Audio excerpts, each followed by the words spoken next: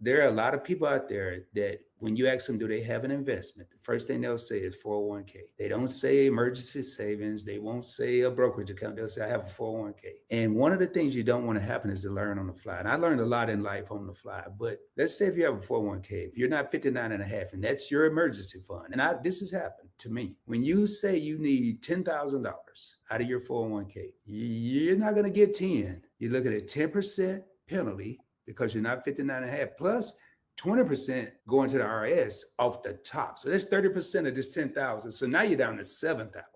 And I'm telling you, this is with Fidelity. Any of them, you're down to 7,000. And now they will give you an option to pay the IRS later, but that 10% is happening.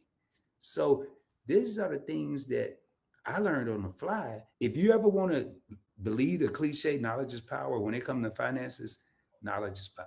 So Rod, you brought up the topic, and I think this is a great topic for us to do as our last segment for today. And I think you both might have been in my chat a couple of weeks ago when someone was saying about taking money from the 401k for a house down payment. Do you recall this? This is something I did want to talk about today. The thing that I'm picking up from some people's comments sometimes, and I hope no one takes this the wrong way, but our investment account, so my retirement account is my retirement account.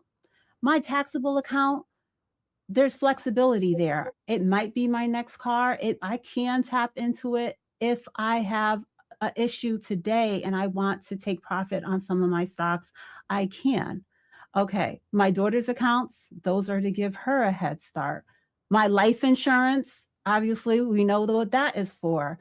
My savings, my cash savings, or my money I have in a CD or a money market account, all of these are different accounts with different functions. And I think that some people, the only amount of money that they've ever built up is that 401k. And then they're looking at the 401k to fix the furnace, to if I pass, my spouse, I have that. It's like the one investment account is doing too many jobs. What do you think of the way that I'm painting this, guys? You painted a perfect picture. And that's a Picasso portrait.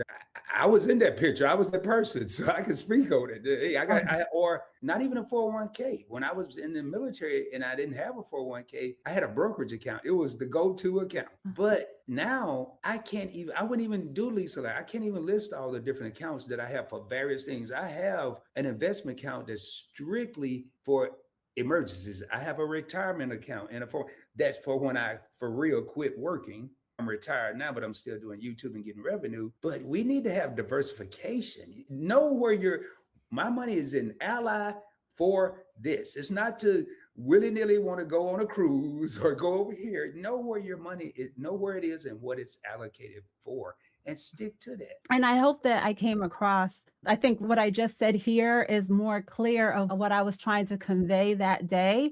And obviously, home ownership, I think, is a great thing. I was very proud of myself when I first became a home owner. But if that is your goal and in a few years you're going to want to buy a home, then establish an account today that is for that. Don't think, oh yeah, that my 401k is building up. You're just cheating your future self, robbing yourself of investments that could build and grow. And we're supposed to be gaining that compound interest decade after decade. But now here you go, Rod is saying, oh, you need $10,000. You're going and cheating your own self by using your investments. Keep your investments invested for the intention that you started out with the goal for them for. And that's all I'm trying to paint a picture of. And I think this happens so much because, like I said, that your retirement account, for many people, that's the most substantial amount of money that you're ever seeing with your name on it. And so then you get visions of, oh, I need to renovate this, repair the roof, do this, that, and the other. And that was never the intention for it. And so let's make sure to build additional accounts, do estate planning, life insurance, all the things that I touched on, which I am no expert in all of these different things, but I know that I have everything clearly defined, and it's not all about going to my retirement accounts to save me from all of the other things that come up in life. What are your thoughts, Anthony? Anything on this? If you don't, Yeah, I do. When it comes to your housing, you got to really, it goes back to what are you investing for? So, say if, because right now, the way how it stands, you can borrow up to about 50% of your 401k. So, if you have maybe $500,000, 500,000 in there, and you found a property and you try to go the traditional route, which is a 3.5% down for the property and so forth, but the property only costs 250,000. You're like, I can either do one or two things. You can either borrow against your 401k, which then you paying yourself back, which is a loan upon itself. You can do that. You can either go the traditional route, get a traditional loan, because loans aren't considered income, but you are borrowing against yourself. And if you do a 401k loan, you also run the risk because you're actually taking the money out of the account.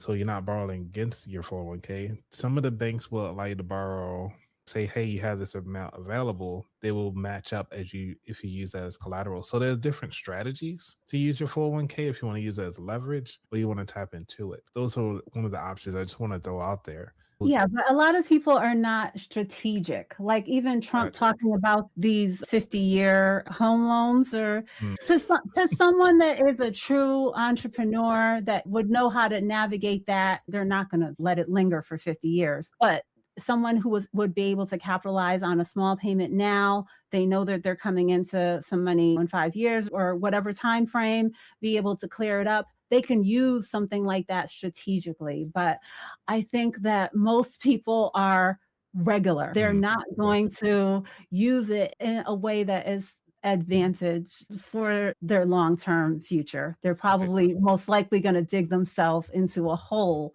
And I'm not saying that's everyone, but a lot of people. So that's why I'm trying to give the encouragement of most likely most people, like I said, we're just regular people. We're the retail investors, regular people.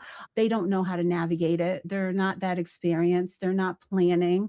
And then life happens. And then you can be doing something that is going to impact you for the rest of your life. I want to make sure that someone is not hearing this and doesn't truly have an in-depth strategy on how to navigate something and think it's just that easy. I agree, Lisa, because most people that's watching us, they're just trying to get started. I know that sometimes with medical bills, like you're saying, taking a loan, a lot of the comments that I've heard and the stories that I've heard, it wasn't that they were taking a loan, that they were just taking the penalty, just facing the penalties, taking the money, and it not getting replaced. And that's that. That is more of what I'm trying to share. That there is the scenario that you're saying, but I want to make sure that it's a clear message to those that are maybe not going about it in the best way of making sure that they pay themselves back, that they're being strategic in what they're going about. But also talk to your tax professional, just educational purposes. That's a reminder, disclaimer. Thank you for tuning in.